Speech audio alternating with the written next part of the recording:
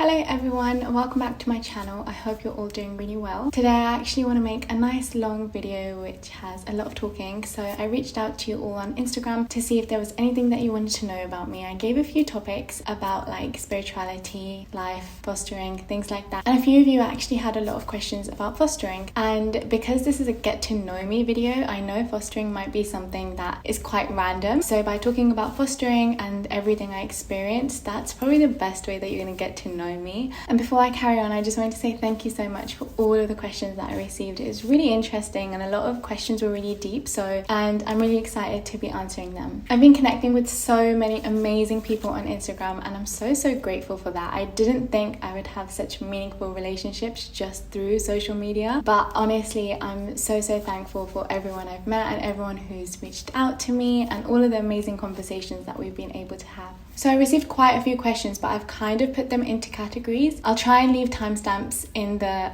description if you want to just skip through anything. So anyway, grab a drink and get comfortable. The first question I received was about my lifestyle, childhood, and how I remain so positive. So just a little bit about my lifestyle is that I'm 25, I'm Sikh, I'm vegan, and I'm currently living in Dubai. I work with children who have special needs and I'm married. I don't know what's relevant here. I got married 3 years ago. We moved to Canada. We stayed there for a year. Then we came to Dubai. This is our second year in Dubai. And we're going to be leaving and going back to Canada in 3 months. And I'm super excited to just go back home and settle a little bit. And I really can't wait. So we really love being in nature and things like that. So Canada's probably our favorite place, so we're really looking forward to going back. My childhood, I was born and raised in England. I'm from Birmingham and I had an interesting childhood because of fostering. And I'm the middle child. I have an older brother and a younger brother. My parents, we grew up living with our grandparents as well, so I speak Punjabi. Yeah, so that's a little bit about my childhood. And how I remain so positive is a question that I get so much. And just to be straightforward, I'm not positive all the time, but it is a mindset that I'm trying to focus on. So when I answer the next few questions, I'll talk more about how I've been able to change my mindset or what I'm doing currently to make sure that I come from a place of love and positivity. Okay, so the next one is, what is your favorite thing to do? So my favorite thing to do is eating. I love eating, but then I really love eating with good company. I think nothing beats good company and good food. So that's my favorite thing to do, but otherwise I really enjoy yoga and meditation. I think it's really given me a really beautiful insight on how to live my life, how to connect with myself, how to deal with a lot of things that come up for me and just heal on this journey. I like reading, painting, anything creative I really enjoy. I'm really looking forward to going back home and just painting all the walls. So like I really want to do murals on our walls at home just to kind of add a more of a personal touch, but we'll see how that goes. Also, my background is psychology, so I really love analysing things. I love analysing people and just breaking habits and behaviour down as well. That's fun too. So the next one is, what is something new that you've tried recently? I haven't really dabbled in anything new quite recently, but last year I started a YouTube channel which is very out of my comfort zone, and I think that's a pretty big thing. A couple of weeks ago I went hiking in the desert, so that was something new, but I don't enjoy the heat, so it wasn't great. I prefer being around greenery and forests and waterfalls rather than hiking in the desert. Who have you compared yourself to and why? I've compared myself to many people, and most people who have crossed my path and like come into my life, I think I've compared myself to them, and I do believe that this is something quite natural to do. If you see a good quality in someone, you think, oh, like, why don't I have that quality, or how can I get that quality? And I kind of try my best to turn it into inspiration. And sometimes it works, sometimes it doesn't. But I also compare myself to people who may be on a completely different path, and just so I can understand what life might be like from their perspective, I compare myself to how I live my life and how they live their lives, just so I can understand it a little bit more. And I just try my best to remember that every single person has their own purpose, and whatever they're doing is fulfilling that. So I'm fulfilling my purpose in this life, and everyone around me is filling their purpose. And when I remember that, the comparison and all those things go away. I have made another video on how to not compare yourself to people on a worldly level, especially on things like social media, so I'll leave that linked in the description for you to check out as well. What are your actions and choices guided by, and why? So I'd like to say that my actions and choices are hopefully guided by love and compassion. If you've seen any of my other videos, you'll know that I do try my best to make sure every act that I do on this world is something that comes from a place of love and compassion. So just having that reminder of checking in with myself, that is this an honest act, is this a pure act, is this an act of love whenever I do something, is what my actions are pretty much guided by. Also, I just try to kind of detach myself from every situation and see my life from a bird's eye perspective and see if I'm actually living a life that I know is something that I want, and just remembering that I have a greater energy of God, the universe, the creator to answer to one day. Just remembering those kind of things is what guides my actions and reminds me to behave in a certain way. Okay, so next one is, what would you do differently if nobody judged you? And I think I would just be more of myself. I'd put myself out there so much more with so much ease and just not care about what people have to think or to say. But realistically, I think even if people didn't judge me, I judge myself so much, and I create all these things within myself that stop me from living this way. And I think everybody knows this, but nobody else really cares about what you're doing, and if they care, they'll support you. If they don't, then they won't. And I think I'm the only one that creates all these hurdles in my life when it comes to posting content or just saying something that's on my mind. I'm the one that puts these restrictions on myself, and it's less of me thinking, what is somebody else going to think of me, even though that still does exist. And now I'm going to be moving on to talking about spirituality, and so welcome to my spirituality questions. The first question I got is, how do you approach forgiveness? And this is an interesting one because I think forgiveness is such a deep feeling and emotion that kind of does linger on if you don't do it wholeheartedly. That's how it has been for me anyway. So when it comes to forgiveness, I always try to remember that you should forgive everyone, and I say that from a place, I know that there's certain situations which can be so difficult to just forgive someone, but the way that I'd like to approach it is that I would forgive someone but make sure that I have very healthy boundaries to make sure people like that don't come back into my life, to also protect my own space, my own energy. I also would like to try to approach it in the way that the person who has made this mistake or what I think is wrong, they are doing that out of an act of their own pain and their own suffering. And like I said before, if I want to live this life of compassion and love, it's really important to kind of drop your ego and forgive that person because of their own pain, their own trauma that they carry. And it takes a lot, and I completely understand that. And there's some people in my life who I found very difficult to forgive, but it doesn't make it impossible, and it doesn't mean it's never going to happen. It requires a lot of work, but if you put it in, you will be able to heal yourself and also heal part of them as well, through forgiveness especially. And then after that, it was, have you ever been in a position where you've asked for forgiveness? And I do feel like I ask for forgiveness nearly every day from God because of all of the mistakes that I do make on a daily basis.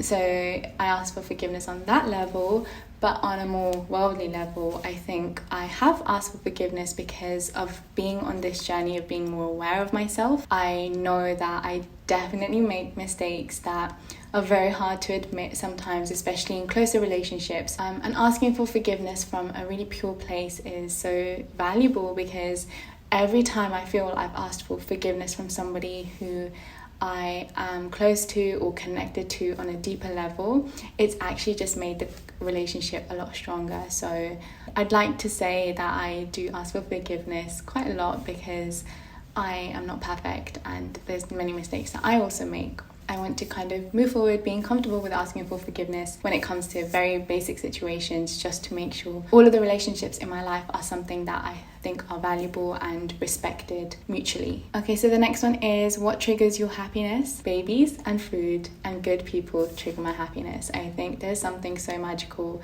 and animals. There's something so magical about the innocence of babies and animals, and they just fill my heart with joy. It's as simple as that. And the same goes with food. There's something something very magical about food. So if you can't tell by now, I love food, and that's pretty much all you really need to know about me. The next question is, how do you manage burnout? I feel like I've never been very, very burnt out, but I've definitely been on the way to being burnt out. I focus on making sure that I have a lot of grounding practices. So whether that's a yoga position or a certain type of breath work or a certain meditation that I continue going to and listening to, or I like organize something in my space where it kind of gives me back my control on the situation, and then make a to-do list and tackle that one by one. This way I'm giving myself baby steps to work on to make sure that moving forward I won't get burnt out. I have also made another video on how to deal with it, so if you want to know more about how to deal with burnout, you can just check the link in the description box below, or hit me up if you want to talk about anything as well. Okay, so the next question is, have you questioned your path with Sikhi, and how did you handle it? I'm also going to pair this with another question, which is, how did your journey with spirituality begin? What made you start? So I'm going to start with the second one. My journey in spirituality began when I was quite young, I'd say, because my mum is a very spiritual person, and we'd always talk about the different ways of life and the different things that we can use in our life to help us. When it was the things like meditation, energy that exists, like that was always something that me and my mum talked about. So that kind of led me to being on this spiritual path, I guess you could say. But then in my early 20s was when I started like learning more about Sikhi and starting that journey. So because I went down the journey of Sikhi quite independently, I felt like it was my choice, because I was in control of what I was doing and things like that. So I didn't really question anything. Karma, Garam and Hukam, which is your preordained destiny, I talk about a lot of things like that, but I don't think I question it to the point where I don't believe it. But yeah, and then they asked also, how did you handle it? So if I ever was unsure, I just feel like when there's something so powerful such as faith and the truth and the awareness of truth, when it exists, there's a line that you have to draw where you just simply accept it. Otherwise you can kind of create too many questions and go too deep, where that would be unhealthy. I'm not saying blindly accept what you see in the world, but question it to a point where you can gain a decent understanding and then simply just accept it. So remembering that we just simply have to surrender is such an important part of Sikhi as well. So I hope that was kind of helpful to give you a bit more of an understanding of how this journey began for me. But I'm definitely just a tiny little seed on this journey, and I've got so much growing and so much learning to do. So I'm very full of mistakes when it comes to talking about Sikhi, but I'll leave a few more resources in the description box if you wanted to know more, and you can check those out as well. So the next one is, do you believe in astrology and why? I honestly don't know enough to talk about it. I like to be in touch with it to kind of give me a few reminders that I feel like I might need in my life. I do believe I align with a lot of the things that are from astrology, but I don't use it to live my life. Again, I don't really know a lot about it. I know there's a connection with the moon and things like that, and I do believe that exists, but I don't really know so much about it to explain why I like it. And now I'm going to start talking about fostering. So if any of you know me, we've been fostering for a while. Question is, how old were you when your family took up fostering? I was 15 years old. My older brother was 20 or 19. And my younger brother was about 11. And if you're watching this video to know more about fostering, then I would say that 11 is quite a young age to become a foster sibling, because I think at that age you still require a lot of your parents' attention, and seeing it being shared with other children could be something quite difficult. The next one is, what was the approval like for becoming foster parents? So this was a year-long approval where we would get social workers and people coming to visit our house to make sure everything was safe, everything was clean, organized, and just a healthy home for children to be in. We'd also, so I have two brothers, so all three of us would get interviewed by social workers and things, just to see if this is the right move for a family and to see how secure our relationships were with our parents. They would ask us questions like, how do you feel about another child coming in? How are you going to make sure you still have quality time with your parents? Because obviously that's so important. You're literally going to be sharing your parents with children you don't really know. So they really went into depth with making sure all the children were okay and did all the background checks and stuff like that, which did take about a year. What are some good parenting styles and tips you learned from home? So because a lot of these children would come from unsettling backgrounds, they required a little bit more than the average person. So things like patience, love, security were so important. Just making sure you understand each child was its own journey. So just to be able to see what behaviors they would show when they're uncomfortable, when they're distressed, and knowing how to cater to those emotions.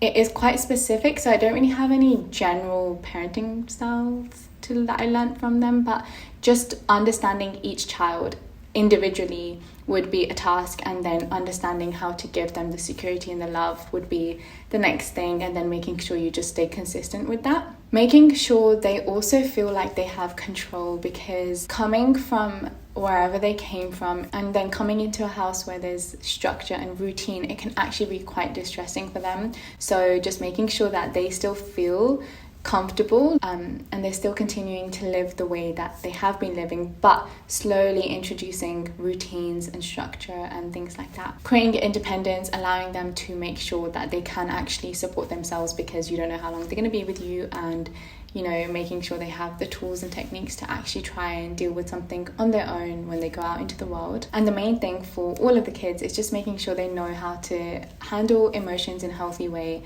By healthy, there's no generic way, which is the healthy way to handle emotions, because like I said, these children have their own personalities, and you really have to just understand what their personality is, what they like, and allow them to be secure in that to then know how to handle their emotions, because some kids might need you to be there when they're going through their emotions, and some might want to be on their own. So being able to respect that and respect their boundaries is so important. And again, if you're watching this to know more about fostering, you do have to treat these children in a very different way than you would like your nieces, nephews, or your own kids, because like I said, if they've come from a background that is quite unsettling, you need to give them the tools and the space and the respect and the boundaries to live their life in their own way. They require a lot of care. It's a 24/7 job, definitely a 24/7 job, which, for some people, looking after their own kids didn't feel like a 24/7 job. So if you're interested in starting to foster, then just know that it's going to be a lot, but it's definitely worth it. And you really need to have a good understanding of yourself to be able to give back to what children in need actually need. Okay, so the next one is, do you have an experience, or are there any things that would prevent you from fostering? So I have a very strong desire to foster in the future. Hopefully, if we can, I would really love that, because of the impact that it's had on my growth and how I know I've been able to give back. But the biggest thing that is compromised is freedom, and that's the only thing that would kind of prevent me to just jump into it straight away, and just making sure that I'm quite settled in my life if I was to do it. You kind of lose your freedom when you start to foster, but I feel like that sounds so negative. Like, it doesn't mean that you can't do anything. You can still go on holiday, you can do everything like you would as normal, but if you didn't have those children, you'd kind of be able to do what you want, whereas majority of the time your life is guided around the children that you have in your home. But then it also depends on how old the kids are, how independent they are, and things like that. It really depends on your situation, because some of the kids are quite independent. Like, if you get a teenager, they're quite self-serving, they do what they want, they go to school on their own, they come back on their own, and they could just be content with living that way. Whereas babies and younger children, on the other hand, there's a lot more that you have to do to be involved. What are some of the biggest challenges that you had, and how did you overcome them? The biggest challenge that I would have had is probably feeling like we didn't do a good enough job. And don't get me wrong, like me, we would all get very involved in looking after these kids, and looking back at it now, we did a great job, and I'm so grateful that I can say that, because everything we do for these kids, it would always come from a good place. But in that moment, when you have kids that come from such unsettling backgrounds, like I said, they have attachment disorders and things like that, it becomes so difficult to feel like you're doing a good job because you don't see instant progress, things like that, which is why it's important to just know the child and respect that they're going to go on their own journey in their own way, and we can only do whatever we can, and just remembering and focusing on that. So that's emotionally, but there was definitely some physical challenges, which was children would not sleep, and I just remember like crying for hours because like one of the kids just wouldn't fall asleep. And then there would be a lot of physical attacking with some of the kids, very young, and they don't know what they're doing. So it's quite easy to recognize that they're not being angry directly towards you, they're just going through their own thing where they need to let this out. But again, I just remember really finding that difficult. It was mainly me and my mum who would look after the kids, and I got very, very involved. I was probably the most involved person with looking after these kids in the house because I wouldn't let anybody else do it. I had the routine set, and I would come home from school and I'd do everything. I'd feed them, not every single day obviously, like we'd share it, but most of the time it was me because I wanted to be very involved. And looking back at it, I think it was just because I knew that these children were coming into our home, and to make sure I still had my mum's attention, I would be involved with the kids. So my mum did everything else, my family did like everything else, whereas I would like focus all my energy on the children. Because my mum and I had a very close relationship, that is how I dealt with all of this every single day, without a doubt. Every single day, even to this day, we would just talk about everything, rant, let it out, and then the next day is a brand new day, and we'd forget about what happened yesterday, because it's very difficult to dwell on yesterday when your life is so busy as well. And we'd do things like go to Tesco at 11 o'clock at night when all the kids were sleeping, just because it would be like so calm, and we would go to the 24/7 Tesco, and it would just be so peaceful, and it would kind of be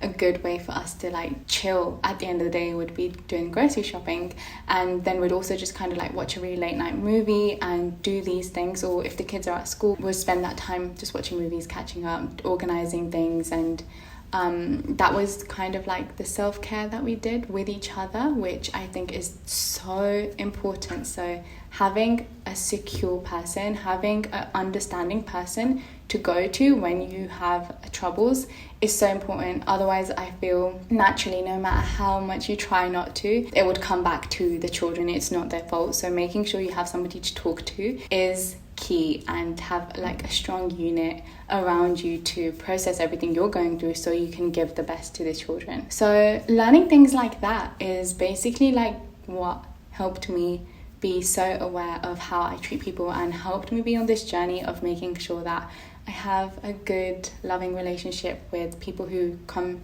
and cross my path. Because again, like, you know, you don't know what a person has been through, so you want to make sure you always come from a good place. How did your family deal with the separation when they leave? I'd be very anxious about the kids leaving. So we had very young children, both under the age of 2. So one of the kids came when they were 8 weeks old, and they had a sibling who was 1 year old. These kids stayed with us for 2 years, and I remember the day when we got the phone call saying, pack the bags, the kids are leaving, on that day. And my mum and I looked at each other, and we both knew if we stayed in the same room we were going to cry.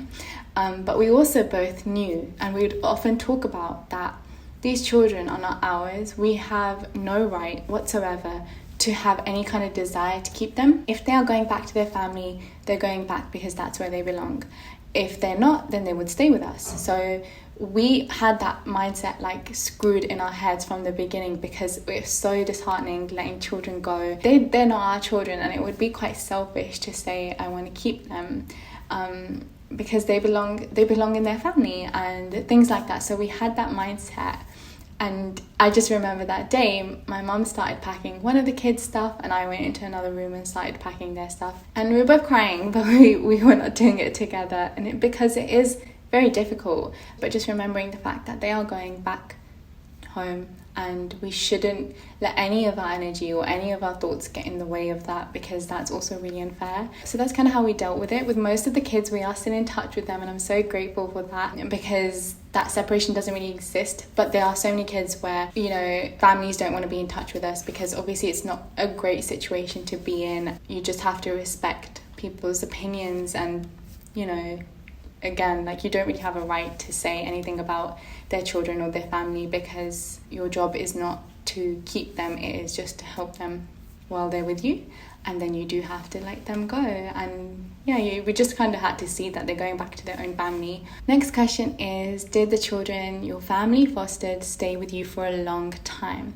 At the beginning, the agency that we were with would often just give us kids for like a really short period of time, like a couple of days or a week max, because we're just getting started. So there were some kids we've had for 4 days, some kids we had for 2 weeks, and slowly they started like giving us kids who they know might be in care for a while. And right now we have 4 children at home, and hello to them because they'll probably be watching this video. So we have 4, and I think they came 3.5 years ago, maybe 4.5 years ago. And my parents have actually like qualified for long-term fostering, so these kids will stay with us until they're 18, which is long-term fostering. And yeah, that's probably going to be the longest that my parents foster, because after that I think they will stop. They'll probably be doing it for 15 years by then, and that's a really long time to commit to something that takes a lot of energy. So there's one more thing that I forgot to mention as well. I started fostering when I was doing my GCSEs, and I was the first year to get access to a GCSE in psychology.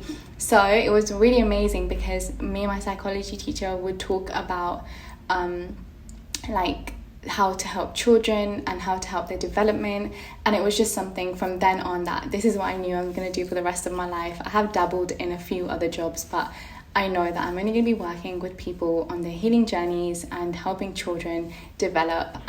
So that's what I've been doing since then, and I did psychology at GCSE, at A-level, and at university, and now I work with children who have special needs and just support them with schoolwork and things like that.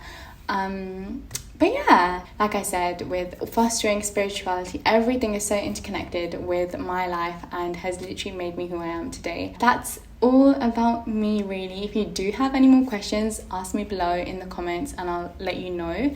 But otherwise, you can always reach out and connect with me on Instagram. I'd really love that if anyone who's watching can just send me a message, say hello. You know, I'd love to get to know my internet family. And again, I'm so grateful for all of you, like just being here and being part of this, and I just feel so blessed to connect with such amazing people.